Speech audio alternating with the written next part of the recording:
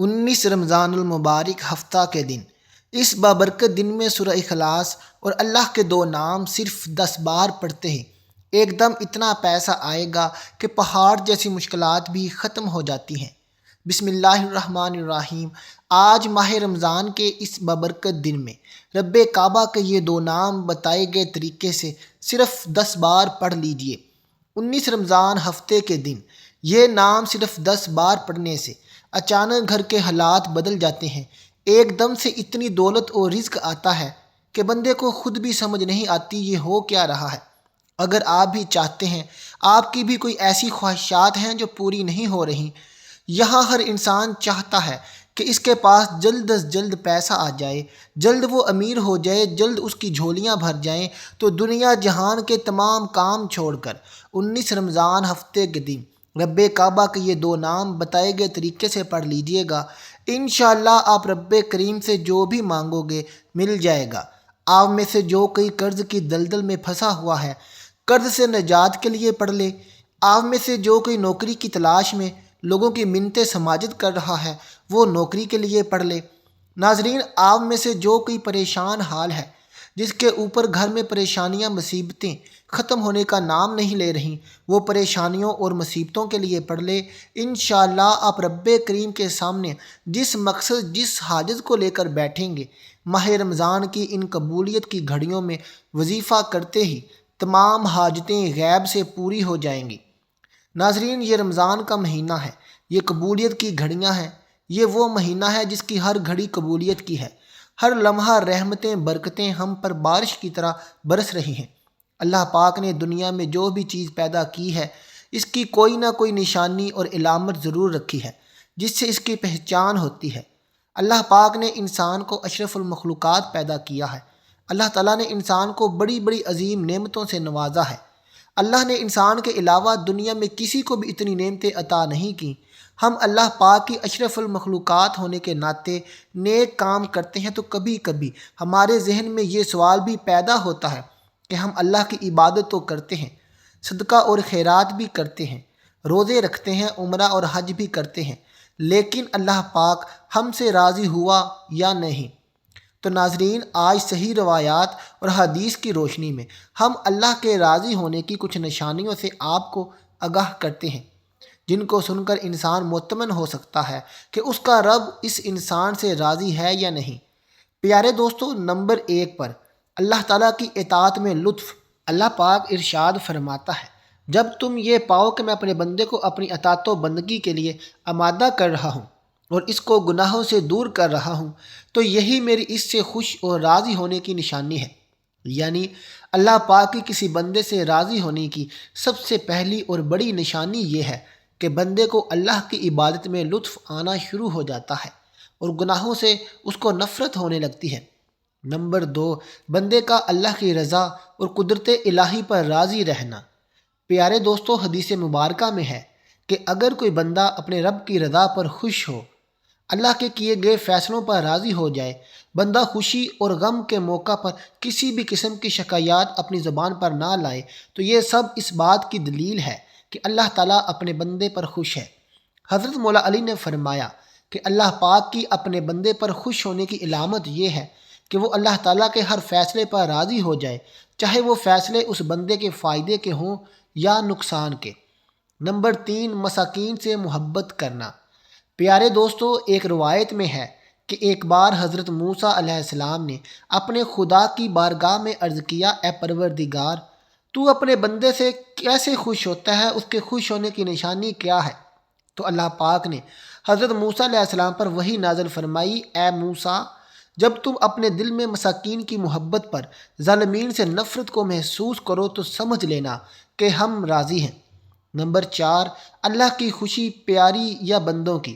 اس دنیا میں ایسے لوگ اپنے آپ کو پکا اور سچا مومن مانتے ہیں جو زندگی میں لوگوں کی رضا کو اپنے رب کی خوشی اور رضا پر ترجیح دیتے ہیں۔ ایسے لوگوں کو یہ بات ذہن نشین کر لینی چاہیے کہ اپنے آپ پر غرور کرنا کہ میں سچا اور پکا مومن ہوں، یہ بات ان کے ایمان کو کمزور کر دیتی ہے۔ اللہ پاک بھی ایسے بندے پر ناراض ہو جاتا ہے جس کی وجہ سے یہ بندہ اپنے رب کی رحمتوں سے دور ہو جاتا ہے۔ انسان کے نقطہ پر توجہ دلانے کے لیے بے شمار روایات ہیں۔ حضرت امام صادق سے اس معاملے میں بہترین روایات کچھ اس طرح سے ہیں جس کا ترجمہ یہ ہے: تم کسی کو خوش کرنے کی خاطر اپنے رب کے غضب کو مشتعل نہ کر دینا، اور اس سے دوری اختیار کر کے تم کسی کی قربت تلاش کرنے کی کوشش مت کرنا۔ اس کے بارے میں خود نبی صلی اللہ علیہ وسلم نے فرمایا: جو اپنے رب کو راضی کر کے دنیا دار کی خوشی کا طلبگار ہو تو رب کائنات اسی دنیا کو اس پر مسلط کر دیتا ہے۔ وقت کی نزاکت کو مد نظر رکھتے ہوئے آئیے آج کے اس عمل کی طرف چلتے ہیں۔ یہ آج کے دن کا وظیفہ، آپ پورے دن کسی بھی وقت یہ وظیفہ پڑھ سکتے ہیں۔ پورا دن پوری رات موجود ہے، جس کو جب وقت ملے وظیفہ پڑھ لے۔ اس سے پہلے اگر آپ اس چینل پر نئے ہیں تو میرے چینل کو سبسکرائب نہیں کیا تو سبسکرائب کر لیں، کیونکہ ایسے بہت سے اچھے وظائف جو ہم آگے اپنی چینل پر ڈالیں گے آپ کو بر وقت میسر آ سکیں اور آپ ہماری ویڈیوز کو دیکھ سکیں۔ اللہ والو، اب چلتے ہیں وظیفے کی طرف۔ آپ نے کرنا کیا ہے؟ آپ نے باوضو ہو کر مصلی پر بیٹھ جانا ہے اور سب سے پہلے نبی کریم صلی اللہ علیہ وسلم کی ذات اقدس پر درود پاک پڑھنا ہے۔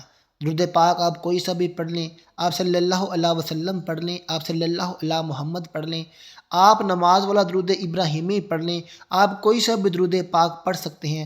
درود پاک پڑھنا صرف ایک بار ہے، تو دوستو ایک بار درود پاک پڑھتے ساتھ فوری طور پر آپ نے سب سے پہلے اپنے مقصد کی نیت کرنی ہے۔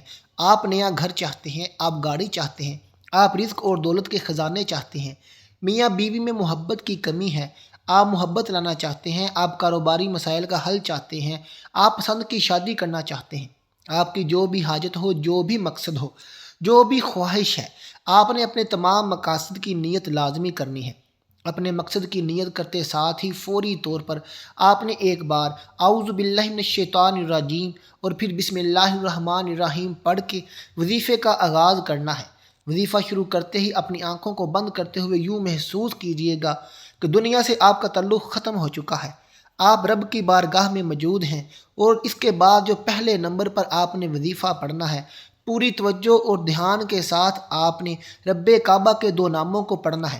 آپ نے یا وہابو یا رزاقو کو پڑھنا ہے۔ یا وہابو یا رزاقو کو ملا کر پڑھا تو ایک ہو گیا، یا وہابو یا رزاقو کو ملا کر پڑھا تو دو ہو گیا۔ اسی طرح آپ نے یا وہابو یا رزاقو کو ہاتھ کی انگلیوں پر 10 بار پڑھنا ہے۔ یا وہابو یا رزاقو جب جب آپ کی زبان سے نکلے گا، آپ روتے ہوئے، تڑپتے ہوئے، سسکتے ہوئے رب کریم سے جو بھی مانگتے چلے جائیں گے۔ انشاءاللہ 10 بار یا وہابو یا رزاقو کو پڑھتے دوران آپ رب کریم سے جو بھی مانگیں گے، جتنا بھی مانگیں گے، جس طرح کا بھی مانگیں گے، میرا رب جھولیاں بھر بھر کے آپ کو عطا فرما دے گا۔ اللہ والو، رب کی ذات جب دینے پر آتی ہے، نہ شکلیں دیکھتی ہے، نہ اعمال دیکھتی ہے، چھپڑ پھاڑ کر دے دیتی ہے۔ ہمیں تو مانگنے کا طریقہ ہی نہیں آتا۔ آج تو پھر رمضان کا مہینہ ہے، قبولیت کی گھڑی ہے، تو کیوں نہ آج خاص قبولیت کے وقت رب کعبہ کے دو نام یا وہابو یا رزاقو کو پڑھ لیا جائے۔ جلد بازی نہیں کرنی، جتنی توجہ سے پڑھیں گے، جتنے آنکھوں میں آنسو لے کر پڑھیں گے، جس پر برا وقت ہوتا ہے، جو پریشانی میں ہوتا ہے، اس کے آنکھوں میں آنسو بھی آ ہی جاتے ہیں، اور اسے مانگنے کا طریقہ خود بخود آ جاتا ہے۔ آپ نے صرف 10 بار یا وہابو یا رزاقو کو پڑھ کر رب کریم سے مانگنا ہے۔ انشاءاللہ میرا رب بہتر نہیں بہترین سے نوازے گا۔ آپ کے منہ سے نکلی ہر بات رب کریم آج پوری فرما دے گا۔ آپ نے 10 بار یہ وظیفہ کرتے ساتھ ہی اس کے بعد دوسرے نمبر پر جو وظیفہ پڑھنا ہے، آپ نے سورہ اخلاص پڑھنی ہے۔ سورہ اخلاص کی تلاوت ایک بار سماعت فرما لیں۔ بسم اللہ الرحمن الرحیم، قل هو اللہ احد اللہ الصمد لم یلد ولم یولد ولم یکن لہ کفوا احد۔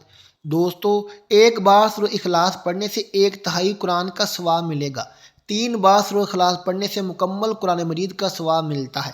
انشاءاللہ 10 بار یا وہابو یا رزاقو کو پڑھنے کے بعد، بتائے گئے طریقے اور ترتیب سے پڑھنے کے بعد آپ نے صرف 3 بار سورہ اخلاص پڑھنی ہے۔ یہ سورہ رب کی وحدانیت کو بیان کرتی ہے، اور جب رمضان المبارک کے مہینے میں خاص قبولیت کی گھڑیوں میں سورہ اخلاص کو پڑھا جاتا ہے، پھر مانگنے والے کو مانگنا نہیں پڑتا، چل کر آپ کے پاس رزق خود آتا ہے۔